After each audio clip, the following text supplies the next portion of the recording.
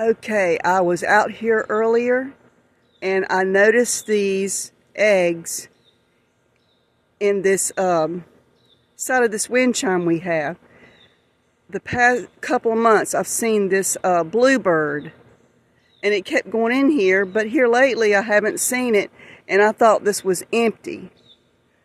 But I know you probably can't see it too good. But there's eggs in there. I think there's like 4 of them. I can't really tell. They haven't hatched yet. So I don't know where the mama bird is. I haven't seen her in a while. So yeah, I just noticed those in there a while ago. I know you can't see them too good, but this is as good as I can get though for right now.